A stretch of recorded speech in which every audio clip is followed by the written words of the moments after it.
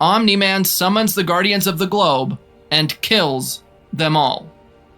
Jesus Christ, man. Yo, who else? Like, what was your reaction when you first saw this in episode 1? Like, the end credits. Like, I think it was after the end credits too. Like, what you guys thought of this? Because this was ridiculous. I promise you, at least 90% of us believed that he was manipulated, something like another villain was controlling him, all of that. Or it was a clone. Like, 90% of us thought that was the case. Don't lie to yourself. You didn't think it was really him doing that for real. But yeah, this has to be like top 5 most unexpected scenes ever, especially from an episode 1, especially from a character that was showcased as a hero, you know. Gotta be top 5 most unexpected scenes I've ever seen from a show. The Flaxans return, more prepared than before, and would have gained victory but for Omni-Man, who destroys their planet to prevent any further incursion.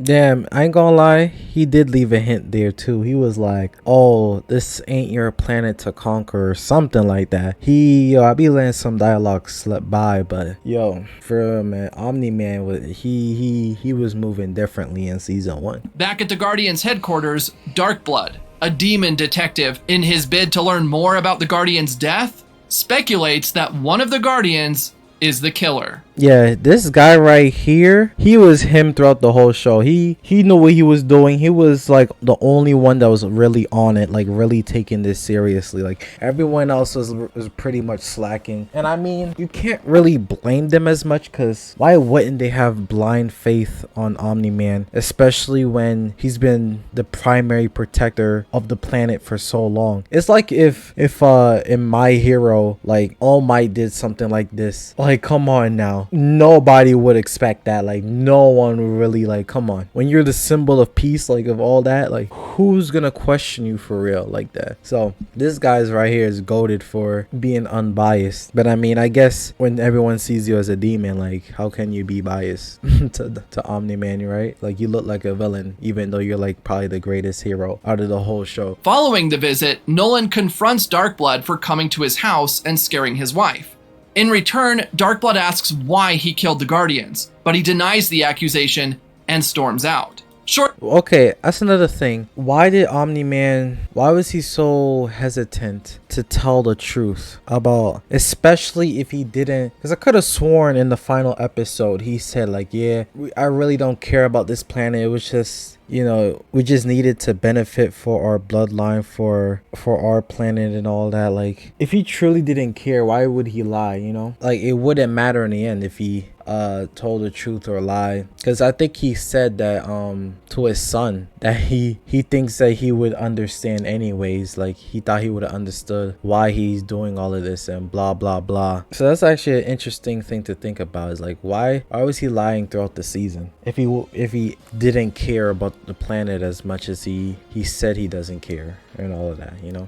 The Guardians kill all the superhumans except one, Battle Beast. But the Guardians aren't without their losses. Mark. Jesus Christ, that was such a brutal scene. I was thinking someone's gonna save him, whatever, like, but damn, because you know, you never expect a villain to like really hit final blows on a protagonist. But damn, yo, that should have been the season ender right there. Mark should have really died right there. I ain't gonna lie. If it wasn't for his bloodline, it'd been raps. Deborah has the costume examined and discovers that her husband is behind the Guardian's death. I ain't gonna lie, this mom right here, she was basically the only character I really liked. Like, she was the only one that was consistent. You know, she was loving. All she wanted was the best for her family. All of that, you know. Even though, it's crazy too, is even though everyone else had blind faith on Omni-Man, on her husband, she, for some reason, she's the one that finds out the truth like first, basically. Or even dig deep into the clues that the demon investigator left. It's crazy. Like, you would expect her to have the most bias out of everybody, but yet she's the one with the open mind, you know? Crazy, you know? It's crazy. But yeah, best character in the whole show. I hope she doesn't die next season, you know? The next morning, Deborah asks Nolan why he killed the Guardians.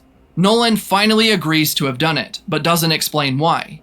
Disillusioned by his actions, Deborah loses her trust. That's a fact too. Like, yo, this man, Omni-Man, was so manipulative. Like he tried his best to like use some charm, some seduction, but yo, this mom is solid. She got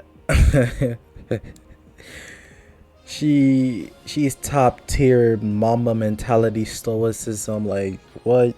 She don't she ain't falling for none of that. What? She don't even care if you're the husband. Like if you're doing something wrong, your charm is not working. Like that's definitely not one of his abilities, or at least it's not working on her. She has all the counters to all of that. Because it seemed like it was working on everybody else actually. Invincible fends off the alien while Omni-Man kills Immortal during a live broadcast. After that, Omni-Man tells Invincible that they need to talk. Yo, as always, like look at this. This is Omni-Man's biggest weakness, right? He can never really be straightforward and upfront with people. Like he always has to be, hiding his true intentions, what he really wants, what he desires, like what his plan is, all of that. It's just it's cowardness, It's very cowardly. I ain't gonna lie to you. I just realized that. I just thought of that. Like holy. Now he wants to talk to his son after getting exposed. Like it wasn't until the mother even suspects him is when he like starts to try to charm her and talk her out of it and all of that nonsense. He hates confrontation. I noticed that when it comes to his mouthpiece, he don't got it. He got all the physical strength and abilities and all of that, but in terms of like empathy and persuasion, like I guess connecting with people for real, he don't got it, man. He don't got it.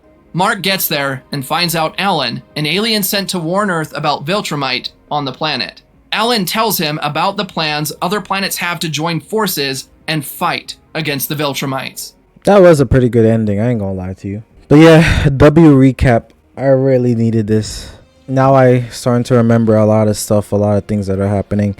Let's see, who was I watching? BingeBot. Thank you, BingeBot, for the video.